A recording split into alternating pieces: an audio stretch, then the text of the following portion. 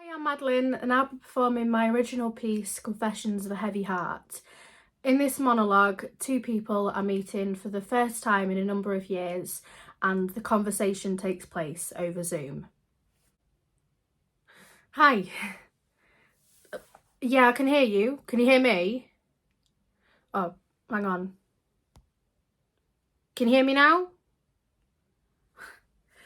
Sorry, I mute on by default when joining. Too many past embarrassing experiences. Certainly don't want to repeat the time when I did the most minging burp and I was spotlit as speaker. Sorry, I don't know why I told you that. You obviously didn't need to know that. Thank you for agreeing to meet me, albeit virtually. But we're here. That's the main thing.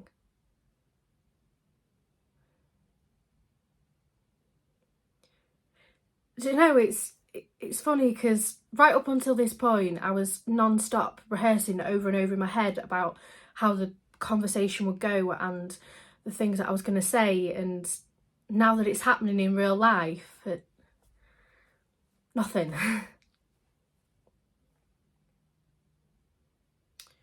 Sorry, I'm stalling, trying to get my thoughts and words together. Do you want to go first? Are you sure? Okay. The things you said the last time we saw each other were really hurtful. And I'm not going to go into specific things because I don't think that would be particularly that helpful. But the main thing for me is to get off my chest how the things you said made me feel. And continue to be honest with you.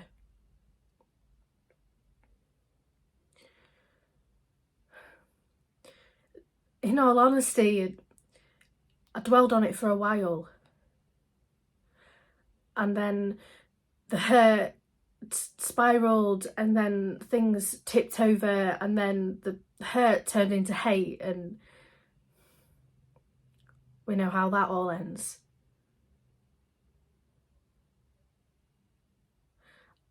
I questioned everything. Like the actual intentions of the other people in my life too. I believed that I was the fucked up person that you painted me as. I just couldn't believe that after how long we'd known each other and the things we'd shared, that you really thought those things of me. And I know I'm not innocent, and it's not my intention to play the victim here because I'm far from that. And I know that I said some things that were really shitty of me to say, and I'm sorry. I'm really sorry.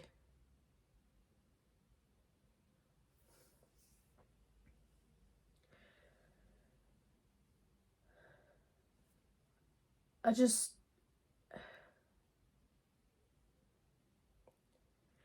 don't want our past to affect our present.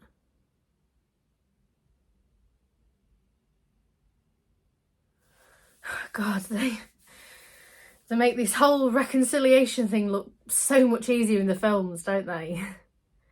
Real life.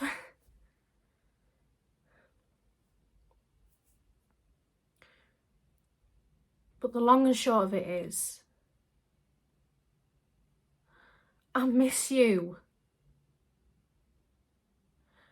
And it makes me so sad and to think about all the lost time and how differently things could have gone. And I know that it'll take time and a lot of working on things.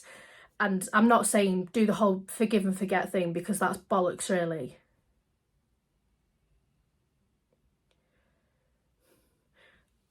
I would really like to have you in my life again. and I to be in yours. I'd really like that. I really would.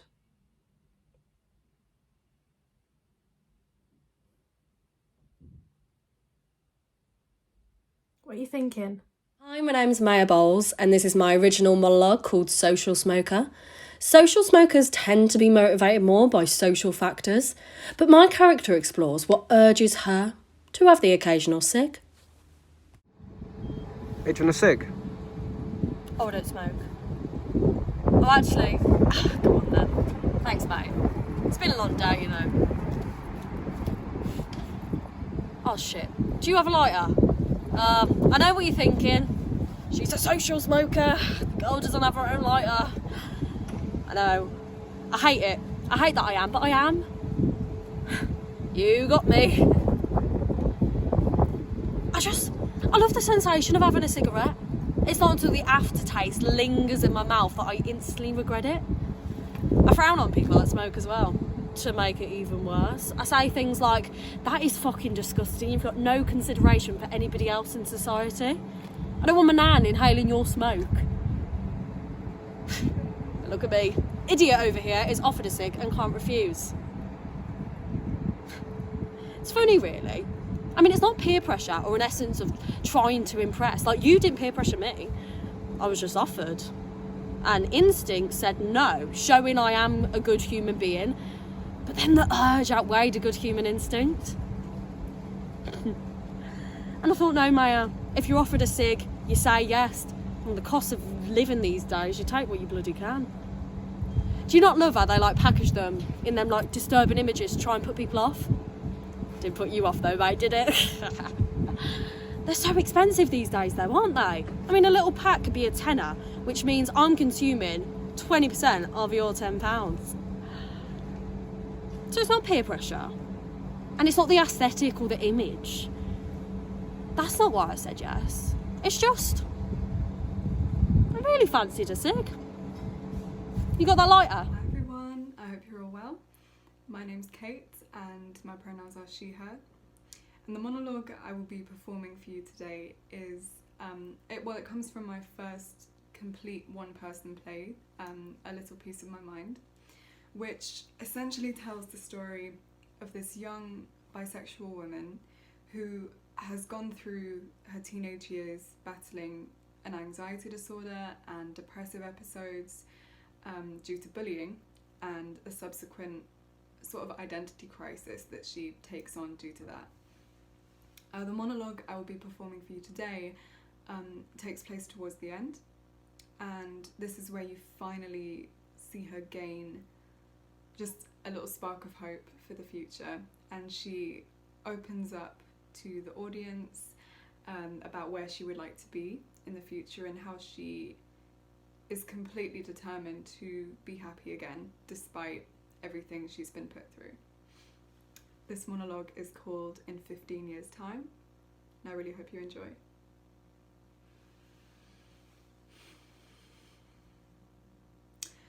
For our last English Lang project, we were asked the question, where do we want to be in 15 years' time? I like to think about that a lot. And I think a major reason why I am so completely obsessed with the future and I think about it so specifically is merely because I could not be more fucked off with the past and the present and everything it's put me through. You know, my ideal view of the future, it might change with age and experience, you know, as most things do. But as of right now, I have a highly detailed and highly specific plan that I've probably spent way more time thinking about than I should. In 15 years' time, I will be 31. And by that time, I'd like to be happy. I would like to be married to a nice girl or guy, preferably a girl, and because that's my bi preference. You know, most of us have one, not all, but most. I would like to be living somewhere comfortable. In London still, obviously in London, because it's my safe place. Born here, raised here. I don't want to leave. Maybe that's why. Maybe it's just because it brings me comfort, and maybe I'm not ready to step outside that zone yet, but we'll see. I'd like to have a baby. A baby boy. Actually, only because I've been brought up with sisters and female cousins, and I've always wondered what it would be like to raise a son. I would like to take time off work from a job that I enjoy so that I can look after it as best I can. You know, you're probably all sitting there thinking, oh my god, she's got all the time in the world to think about this. She's 16 years old. Yeah, thanks mate. I am old enough to know that I want to be a mum. Definitely, without a doubt. I still haven't decided whether or not I'd like to adopt my baby or have it myself. I considered the first option after watching this documentary about this ballet dancer who was adopted from Nigeria after being treated like shit at her orphanage. And I really struggle to imagine any child having that kind of start in life. It would be nice to go somewhere. A baby needs a loving mum, and be able to give that to them. I'd love that. I do think quite a lot about my wedding. I don't know much yet, but one thing I do know for sure is that I want my mum to give me away. Not just because, you know, there is that whole breaking down gender norms and everything, which is all good, and, you know, I'm all for that, but the main reason for that is she's been my fucking rock my whole life. You know, she paid for my first prescription of meds, she found me a brilliant therapist, and now I'm here. I'm safe and I'm happy for the most part, and I am looking forward to the future, which is amazing because I spent so many years living in fear of it, and I didn't for 1 second want to think about where I would be if I would be. But that's progress, isn't it? You know. Sometimes when I really want to be somewhere else,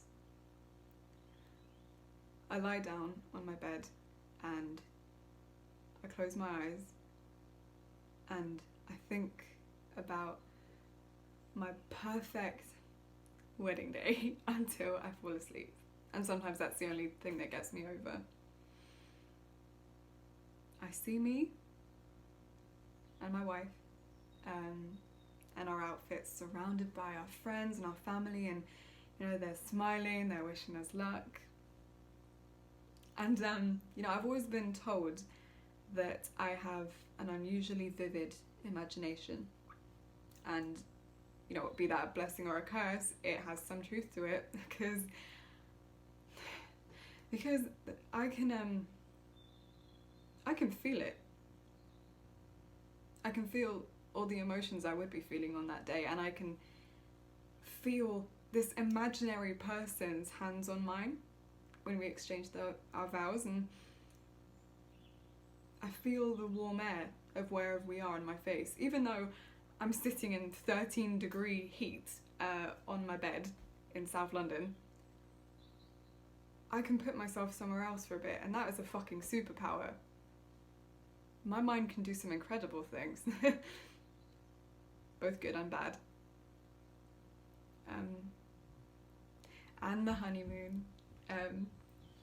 You know, wherever we go, there needs to be a beach. I don't go to the beach very often. I live fucking 60 miles from the sea. It's not going to happen. And I'd like there to be a breeze. And I'd like to be holding their hand. I'd wear my hair down like this. And I wouldn't be wearing any makeup. Nothing on my face, because at the end of the day, that is the place I'd want to be in. You know, I'd really want to be comfortable and healed enough to just be Sam. You know, not who Sam could be, not the best version of Sam, you know, whatever the fuck that means, but just Sam. And in 15 years' time, that is exactly where I want to be. Hello, my name's Anna Joel, and I'll be performing my original monologue called Mother. And in this monologue, my character is returning back to her foster home after being away for 10 years. And she is now finally speaking her truth. Do you remember in year 8, and I really wanted this pair of shoes from Clark's, you know, those school shoes. They had like a little doll inside the sole of the shoe. And I remember Marianne from school, she had them and she let me wear them once. And it changed my life. It changed my life so much that I decided I would come home and I was going to ask you for these shoes. And I mean, I hadn't had any new school shoes for the last 5 years. So I thought, she's going to say yes, surely. You know, I had everything planned. I knew what I was going to say. I knew what I was going to wear, how I was going to say it, when I was going to say it. I was even going to throw in some jokes. And then at the end of my speech, you turn to me and you say that girls like me will never have shoes like that. Because I'm the biggest mistake of your life.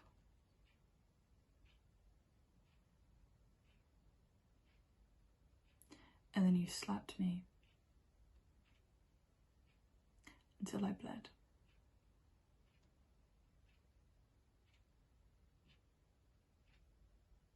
And I didn't say anything, I didn't cry. I just went upstairs to my room and I read a book. That's what you do to people, Jane. You make them feel so small.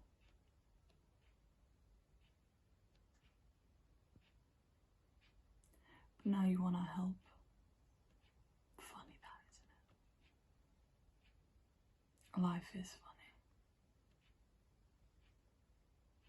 You know, all we ever wanted from you was for you to be a fucking mother. To just be there. But we weren't enough for you, were we? Shame.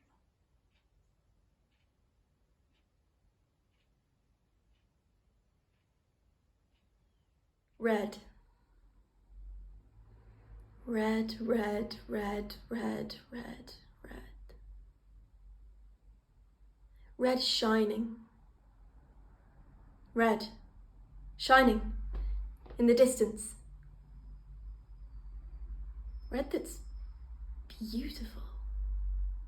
Red that's gorgeous. Red that is not red. Is it orange? Doesn't matter. It's more than a colour. Red that's on the sea now. Red that's spreading, red that's in the clouds, red that is making, creating life. Red that I can see.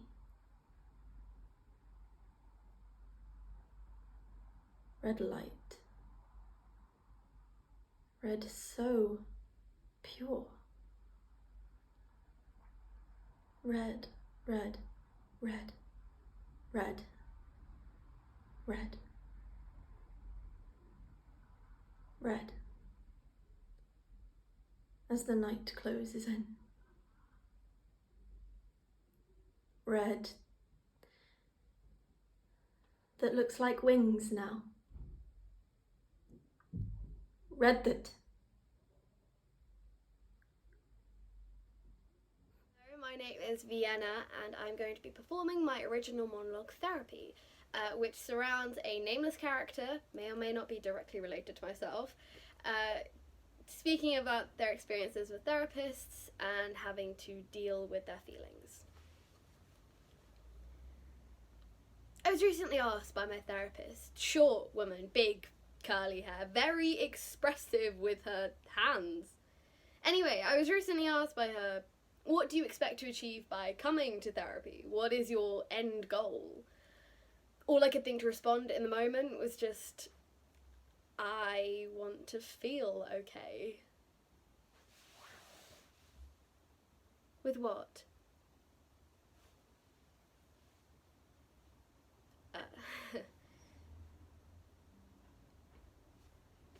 Everything. I then proceed to have the most mind-numbing conversation with her, where she says things like, do you know what I think? I think your ability to come out on top of your autism, it is like a superpower. I haven't gone back to her, unsurprisingly. I keep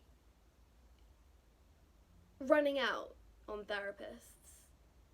My first therapist was a nice woman called, like, Carol or Karen or something.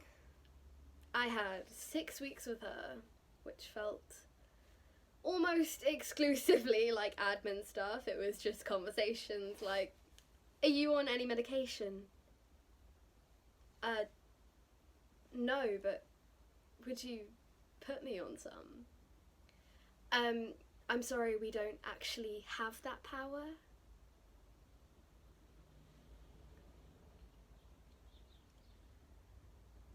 Then why am I here? Are you not going to help me? I didn't achieve or reveal anything. I haven't come out the other end. Everything, as I put it, is still there, heaped in front of me, and I am slowly starting to realise that I have to be the one to sort through it. Hi, my name's Nell Basley. I use they them pronouns, and this is the monologue I wrote called That Love Monologue, which is all about deconstructing the idealistic preconceptions that we have around romance. I can see them, comfortably leant back in chairs, fondly gazing at one another.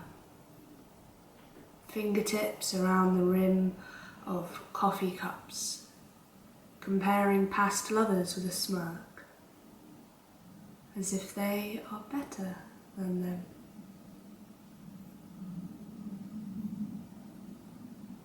You think you're the best you can be? This is it, right? That point has been reached. Got the whole love thing in the bag.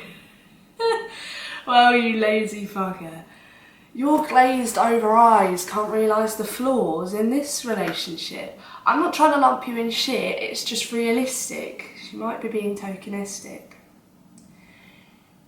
Commitment, in the long term, is not a one-off decision. It's a ongoing choice to adapt to each other's changes.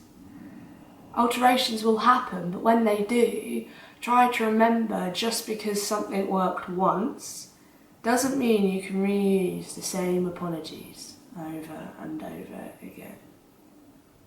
There are going to be discrepancies, but when there are, just take the time to notice. Manage it. Protect one another. Because that healing feels better than any orgasm ever will. As you bathe in the harmony of authentic connection with another human soul.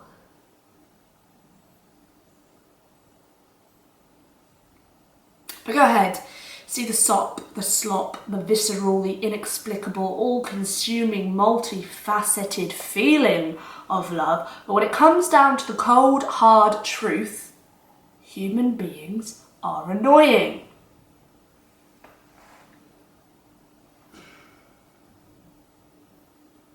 We hurt each other, intentionally and unintentionally, but either way, just pick your shit up when you drop it, because, yeah, it takes work, but the right people don't make us feel hard to love. My name is Will. I am 17 years old and I became a member of NYT in August 2022. The monologue that I will be performing is a self-written monologue and it is called The Aftermath of the Scientist. Brief introduction. If you have ever seen Coldplay's music video to The Scientist, the monologue is basically parodied off of those events, and it sees the driver talk to a therapist about the car crash, the loss of his wife, and the guilt that has surrounded him over time. The way that I have performed this monologue is very, very different. It's very abstract and it's not something that I have done before. But it's certainly something that I hope you guys like, and yeah, enjoy. The car, because of some maniac on the road. I was just moving out of the way, but I found myself in the way of fate. Fate too soon, it seemed. And I knew we'd both see the stars if I hit him straight on. But soon I was the one looking up at the stars, praying that she'd make it. So we fell off the road. And the view was nice, scary, I guess, but not as scary as what happened. You know. I never knew how high we were. Or maybe she'd be sat next to me now if the hill wasn't that high. Well, we became trapped, tossing, turning. Hell, I thought the last thing I'd see was the cracks in the glass in front of me. Felt like an eternity. Like I could feel everything. The shards just raking into my skin. The constant banging my head against the wheel. But everything I felt, I know she felt as well. Because she didn't die on the way down. Yeah. Well, we stopped rolling. I was upside down and she shot through the window. don't know how I survived, to be honest, but this instant survivor guilt just came over me. You know, especially since her life was in my hands, literally. I had to be quick, I guess. You know, I thought the car was going to explode at any moment, so I rushed out. My window was shattered, and so was I. But my focus was keeping her alive. I got out of the car.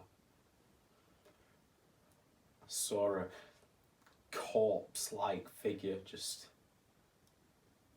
on the grass. So I grabbed her and I laid her down on my legs, praying for a response. You know, her body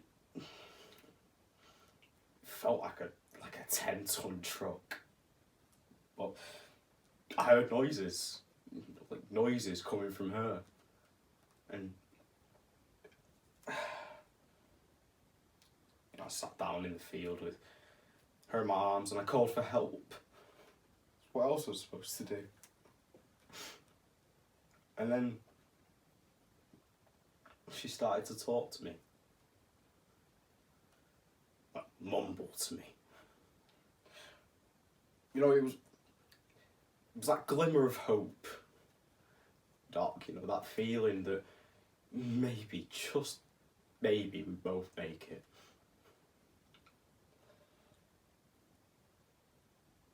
Two hours we were waiting.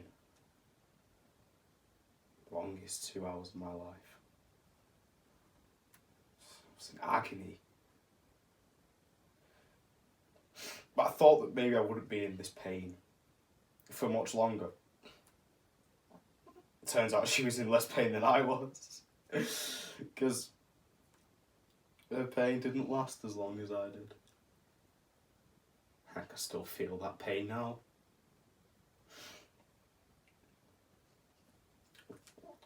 Yeah, I remember her words.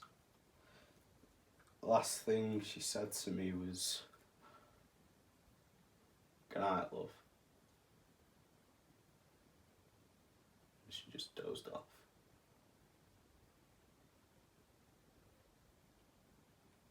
And there I was, bleeding, cut, bruised.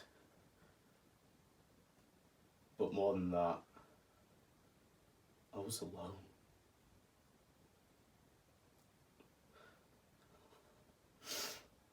No one felt what I felt in that moment.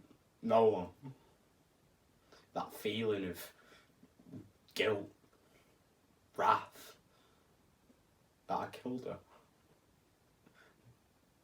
I killed her, Doc. I drove off the road. And I killed her. I don't think I can ever forgive myself for that.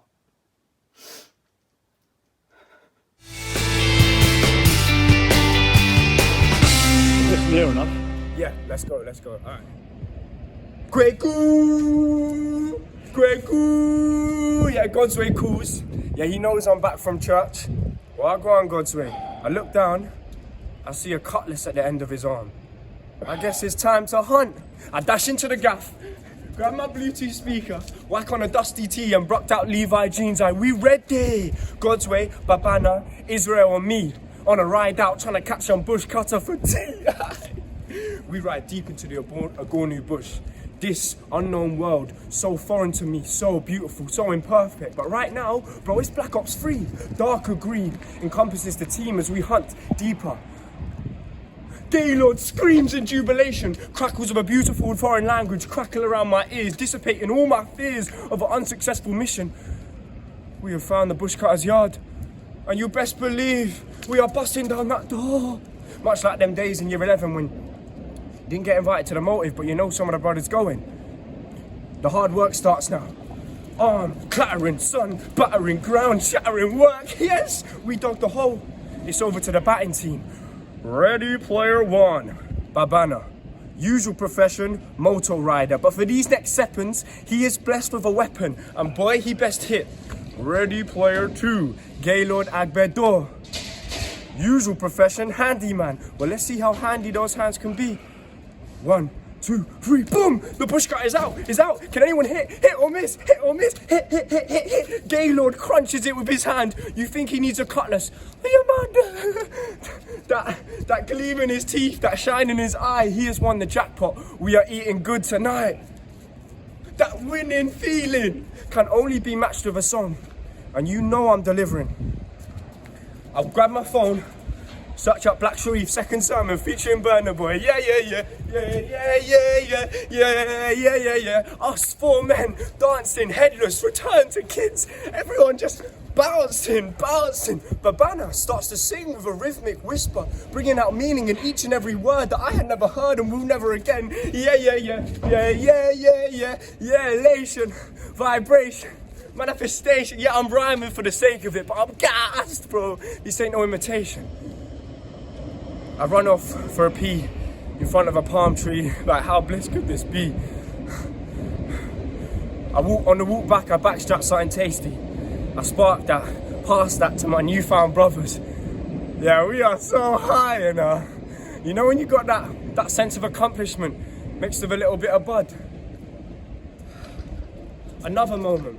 We don't speak the same language, we don't come from the same country, we don't even have the same life experience, but we all feel this fucking feeling. Isn't that beautiful?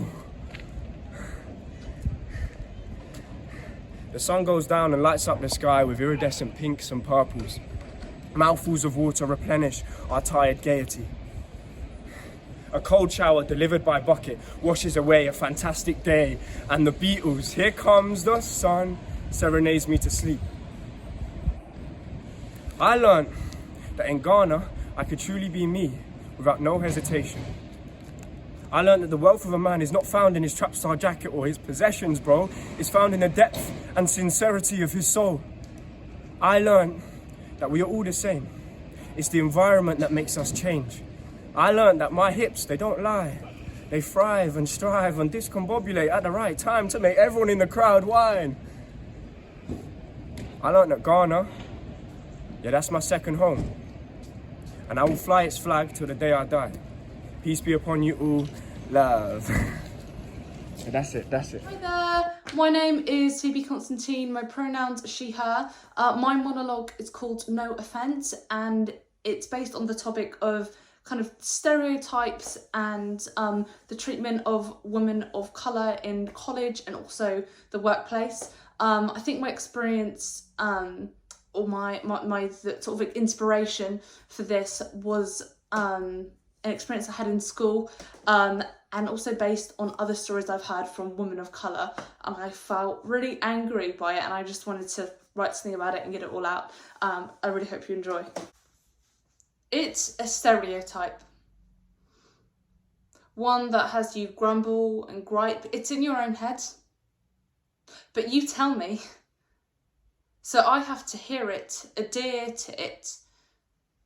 You say no offence, but you're rude. You say no offence, but this could be construed as a little crude. And to conclude, you say no offence, but I don't like your tone. So I will exclude you. You know this is wrong, but you let it go on. You'd correct, but it's family. You'd correct, but it's friends, and in your denial it never ends. So no offence, but please don't be dense, letting yourself speak utter nonsense that makes no sense.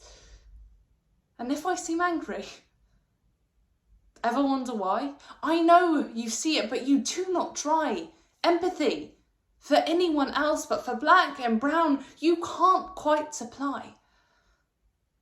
Prioritise action and interaction. Talk to me. On Instagram, don't post a black square and think that makes you down and aware. It doesn't. You presume I'm rude. And now you're offended.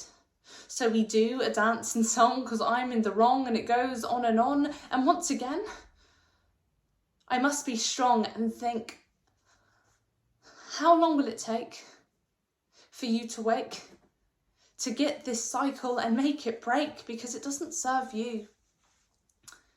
Because it doesn't serve me. Because this sickening societal cyclical source that ramps and raves with no remorse, it's cruel. Because this petty pull to a deliberate divide and rule, it's brutal, it's boring, it's broken. It's a stereotype, one that has you grumble and gripe.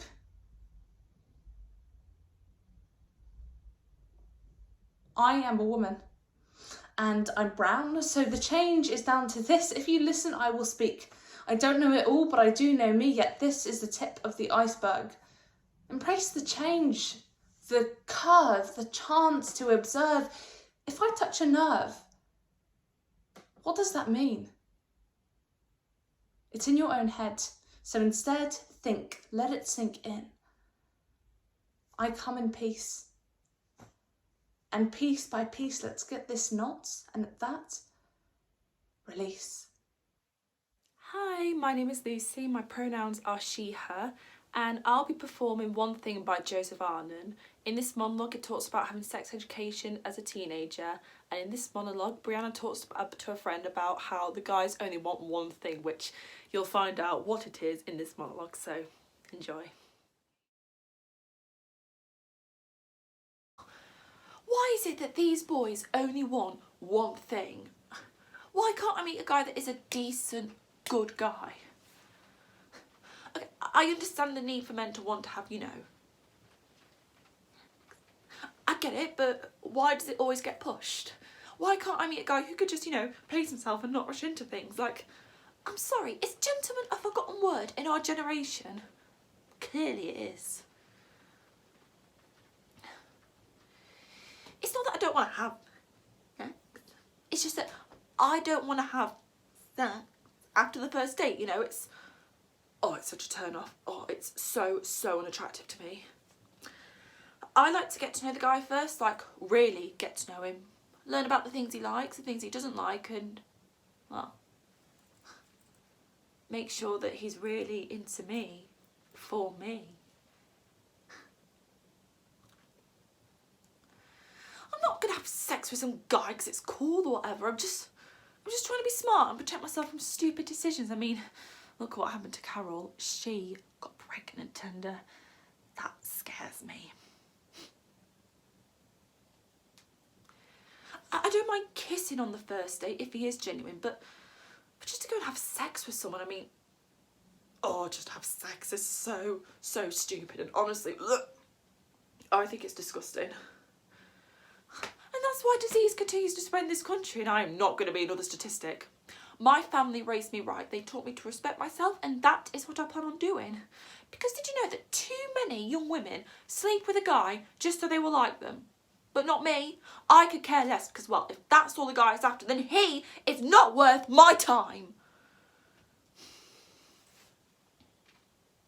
I just have to believe that one day I will find the right guy. And besides, I'm too young for anything that serious anyway. Let's be honest.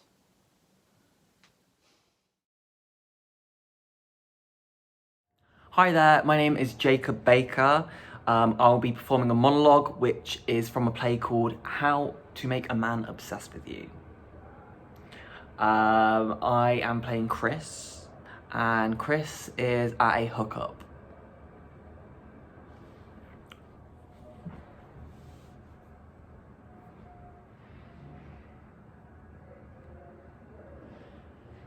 Oh, it's complicated actually. Okay. His name is Matty Ray.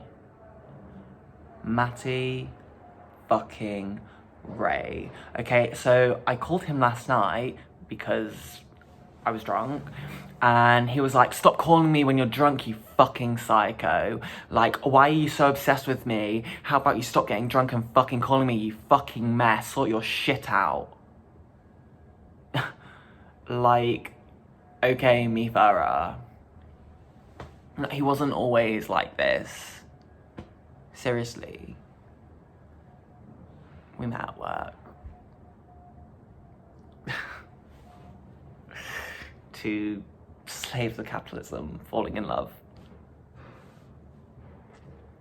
I had a crush on him for like 3 months, and he found out, which is so crazy because I only told like 4 people. It wasn't the fun kind of crush. No. Like this one time he walked past and my friend Jess was like, you're blushing, ooh. No, Jess. I think I'm going into fight or flight. I think maybe even cardiac arrest, and it took everything within me not to hand in my notice.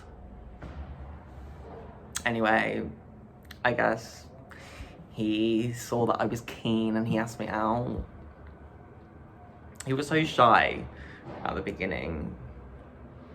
Like, the way that he would pass me things and touch my hand longer than necessary.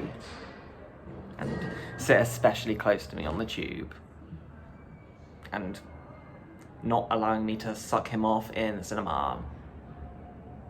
Anyway, we are meant for each other. If somebody sends you into fight or flight, they're the one. Well, this is where it gets juicy. Thankfully, I broke my toe. I uploaded a picture of me in hospital to my Instagram story, captioned, "Not this." I managed to get like the end of somebody's like crutch into the frame, just to make it like really bait. Anyway, he pops up immediately, and you know what? I made him wait, and oh my god, it felt so good. It felt like euphoric, like I felt high on power. Like, is this what it feels like to be a dictator? Because I kind of like it. And then it gets better. Oh my god. He messages me again on another app. Seriously, Chris, what's wrong? I reply, blunt, 3 words. Hurt my toe. He replies instantly again. Is anybody with you? I've actually got a lot of really special people in my life at the moment. Obviously bullshit. Jess was with her boyfriend, fucking simp. What the fuck is that? Anyway. Finally. Music to my fucking ears. Do you want me to come and meet you? And so obviously I add him. Let's call it a situationship.